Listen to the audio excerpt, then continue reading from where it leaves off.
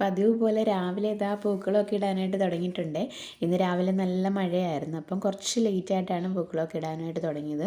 കാരണം പൂവൊക്കെ ഉള്ളത് പറിച്ചിട്ട് വരണമല്ലോ, പുറത്തിറങ്ങണമല്ലോ.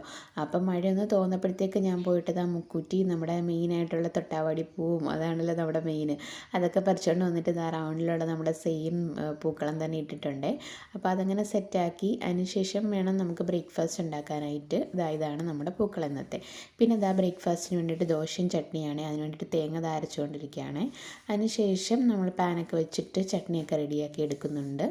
പിന്നെ ഇനി നമുക്ക് ദോശയും കൊണ്ട് ചുട്ടെടുത്ത് കഴിഞ്ഞാൽ ഫുഡ് കഴിക്കാം. നല്ല വിശക്കുന്നുണ്ടായിരുന്നു. ഈ സമയത്തും പുറത്ത് ചെറിയ മഴയൊക്കെ പെയ്യുന്നുണ്ടായിരുന്നേ. ഇപ്പം ഞാൻ ഈ വോയിസ് കൊടുക്കുന്ന സമയത്തും പുറത്ത് ചെറിയ ചാറ്റൽ മഴയും അതുപോലെ കിളികളുടെ സൗണ്ടൊക്കെ കേൾക്കുന്നുണ്ട്. അപ്പോൾ നിങ്ങൾക്ക് കേൾക്കാൻ പറ്റുമോ എന്ന് എനിക്കറിയത്തില്ല. അപ്പോൾ അങ്ങനെ ദോശയൊക്കെ സെറ്റാക്കി എടുക്കുന്നുണ്ട്. എന്നിട്ട് പിന്നെ വേഗം ഞാൻ കഴിച്ചിട്ടുണ്ടായിരുന്നു. നല്ല വിശക്കുന്നുണ്ടായിരുന്നു. അതിന് ശേഷം വേണം ഇനി ലഞ്ചിനുള്ള കറികളൊക്കെ സെറ്റാക്കാൻ വേണ്ടിയിട്ട്. അപ്പോൾ അതാ കഴിക്കാനിരുന്നു കഴിയുമ്പോൾ ഞാൻ കുറച്ച് സമയം ഒരു അരമണിക്കൂറോളം ഫുഡ് കഴിച്ചുകൊണ്ട് അങ്ങനെ ഇരിക്കും കേട്ടോ.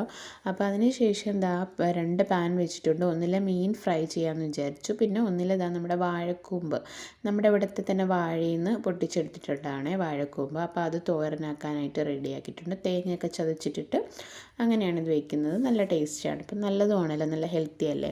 അപ്പോൾ അത് സെറ്റാക്കുന്നുണ്ട്. അതിനിടയിൽ ഇതാ ഫ്രൈ ചെയ്യാനും കൂടി മീൻ വെച്ചിട്ടുണ്ടായിരുന്നു. അപ്പോൾ രണ്ടും കൂടെ അങ്ങ് സെറ്റാവുമല്ലോ. അപ്പോൾ പിന്നെ വേഗം തന്നെ കിച്ചണിൽ നിന്ന് അങ്ങ് ഇറങ്ങാമല്ലോ.